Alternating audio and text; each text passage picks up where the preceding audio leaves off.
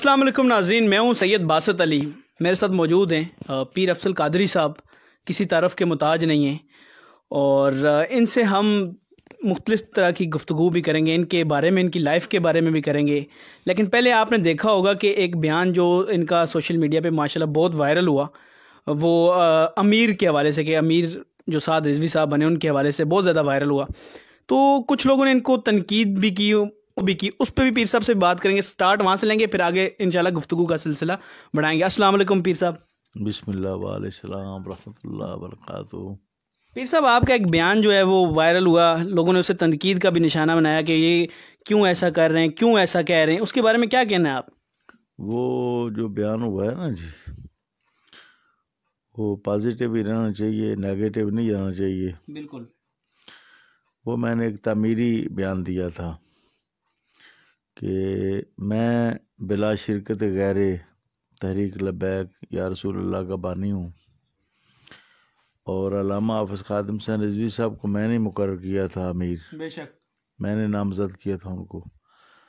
تو اس میں یہ تھا کہ اب بھی ان کی وفات کے بعد بھی یہ میرا حق ہے بالکل ہے امیر مقرر کرنا، اور میں مقرر کروں گا. بس وہ میں نے کہہ دیا.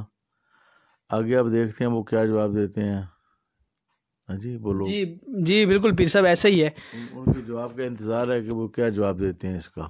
ابھی تک انہوں نے جواب نہیں دیا، جواب کا انتظار کر رہے ہیں ہم. پیر صاحب اگر وہ جواب نہ دیں تو آگے آپ کی کیا لائے عمل ہوگا؟ نہیں، وہ لبیک کو تو ہم نے بڑی قربانیاں دی ہوئی ہیں، اور سب سے زیادہ قربانیاں میں نے دی ہیں. تو میں نے تو اپنی ایک عالمی تنظیم تھی بنی ہوئی تھی، ملک کے اندر بڑی مستحکم تنظیم تھی، اور اس کے بڑے خدمات ہیں. اس نے سانحہ ابواب پر بڑا کام کیا، امریکہ برطانیہ تک. جو حضرت آمنہ ام رسول کی قبر مسمار کی گئی تھی سعودیہ میں، بالکل. اس کے خلاف عالمی تنظیم میں نے بنائی تھی. اسی لیے اس سے پہلے میں جماعت اہل سنت پاکستان کا مرکزی ناظم اعلیٰ تھا. تو اس میں بھی کچھ ایسے لوگ تھے جو ان ایسی تحریکوں میں رکاوٹ بنتے تھے. تو عالمی تنظیم اسی لیے بنائی تھی. عالمی تنظیم اہل سنت میں سب سے پہلے تو ہم نے یہ کام کیا کہ ہم ہر جمعہ کو راولپنڈی، اسلام آباد میں اور کئی شہروں میں نا نواز شریف حکومت سے مطالبہ کرتے تھے اس کا شریعت کے نفاذ کا.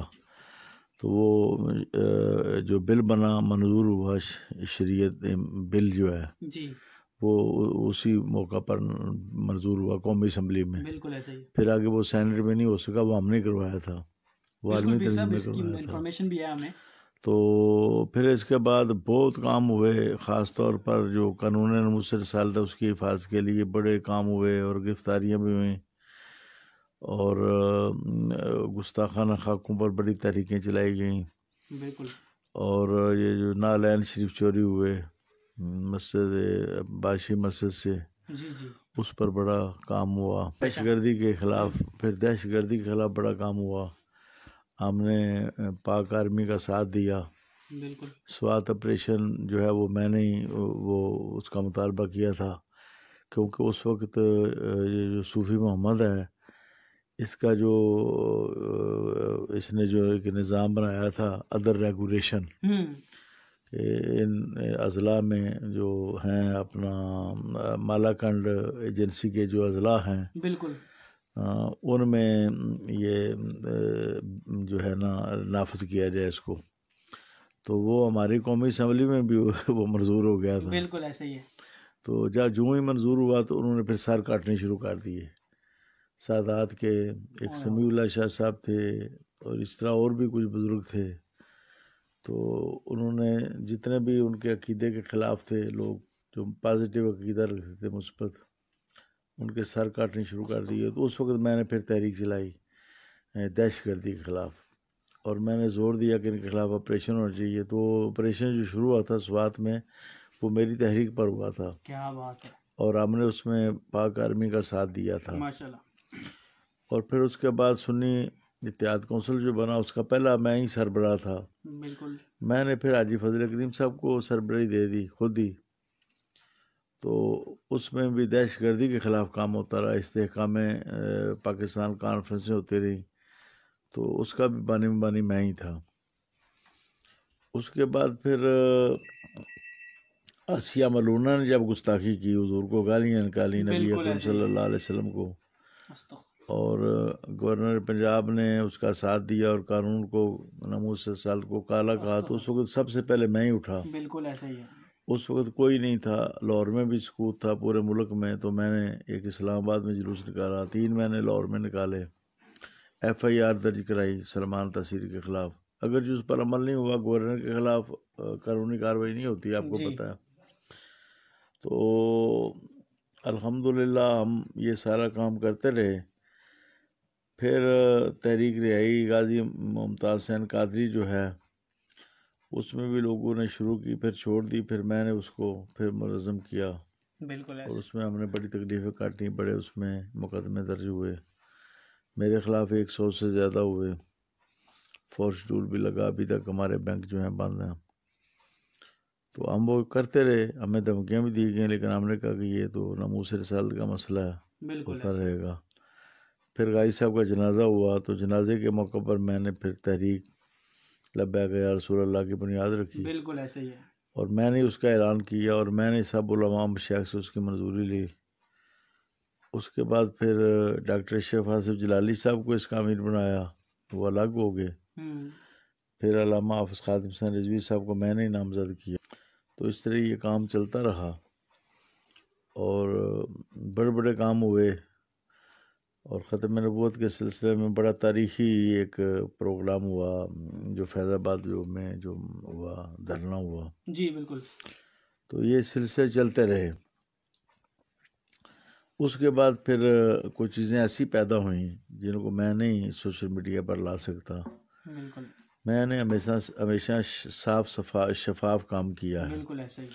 کبھی کسی حکمران سے میں نے پیسہ نہیں لیا، مجھ کو عراق کی حکومت نے بھی دعوت دی، مجھ کو ایران کی حکومت نے بھی دعوت دی، مجھ کو جب لندن میں ہو رہا تھا نا سعودیوں کے خلاف، اس وقت ایران کا سفیر مجھے ملنا چاہتا تھا، تو میں نے انکار کر دیا۔ میں نے کہا بھی ان حالات میں ہماری تو تحریک جو ہے روحانی ہے، اور میں اس کو نہیں سیاسی بنانا چاہتا، اور یہ 2 ملکوں کے آپس میں ٹسل ہے، ایران کی سعودیہ کی، میں اس میں نہیں آنا چاہتا، میں اپنی بنیاد پر کام کروں گا۔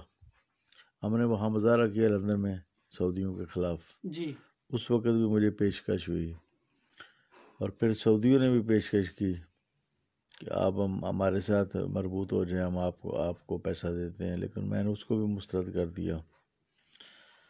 ایران کی طرف سے ایک بار پھر ہوا کہ آپ سپاہی صحابہ کے خلاف ہم سے جتنی آپ امداد لینا چاہتے ہیں، میں نے کہا ہمارا جو کام ہوتا ہے وہ ہوتا ہے خلوص کی بنیاد پر اور دین کی بنیاد پر، کسی سے پیسہ لے کر نہیں ہم کام کرتے۔ تو الحمدللہ میں ہمیشہ صاف شفاف کام کرتا رہا۔ تو جب میں نے دیکھا کہ کام صاف شفاف نہیں رہا تو پھر میں خاموش ہو گیا۔ بس اتنا ہی میں کہوں گا، اس سے زیادہ میں نہیں اس وقت کہوں گا۔ کیا بات ہے، بالکل پیر صاحب آپ صحیح کہہ رہے ہیں۔ پیر صاحب آپ نے ایک بات کی بیچ میں کہ ہمارا تعلق روحانیت سے، ہم روحانیت، تو پیر صاحب آپ باقی پارٹی پاکستان کی دیکھ لیں، چاہے وہ نون لیگ ہو، چاہے P T I peoples party ہو، وہاں موروثیت ایک چل رہی ہے، موروثی سیاست۔ تو اب یہ ایک سوال ہے جو میرے کافی دنوں سے میرے ذہن میں ہے کہ علامہ رضوی صاحب کے بعد یہ کیسے ممکن ہے؟ نہیں، موروثیت جو ہے نا، یہ اگر ہوتی تو حضرت علی خلیفہ بنتے، حضور نبی کریم کا، کیونکہ حضرت علی حضور کے داماد بھی تھے، چچا زاد بھائی بھی تھے۔ بالکل ایسے ہی۔ حضور نبی کریم نے ان کی پرورش خود کی تھی۔ بالکل ایسے ہی۔ تو اگر یہ رشتہ داری کی بنیاد پر ہوتا نا، یا خون کی بنیاد پر، تو حضرت علی سب سے زیادہ پہلے حقدار تھے، خلیفہ اولا بنتے، لیکن حضرت ابوبکر صدیق بنے۔ حضور نبی کریم نے حضرت ابوبکر صدیق کو مسئلے پر کھڑا کیا 17 نمازوں میں مسلسل، اور اشارہ دیا آپ کی خلافت کا۔ حالانکہ حضرت علی خون میں قریبی رشتہ دار تھے، حضور کو بہت پیارے بھی تھے، اور بڑا مقام و مرتبہ بھی ان کا تھا۔ کیا بات ہے، کیا بات ہے۔ اور وہ باب مدینہ العلم بھی تھے۔ کیا بات ہے۔ اور وہ تمام صحابہ میں سے سب سے بڑے مفسر قرآن بھی تھے۔ کیا بات ہے۔ اکثر الناس بھی تھے، سب سے بڑے قاضی بھی تھے۔ کیا بات ہے۔ تو ان ساری باتوں کے باوجود جو ہے نا، وہ تعلیم یہ دی گئی کہ جو خلافت ہے نا، اس میں موروثیت نہیں ہوگی۔ بالکل۔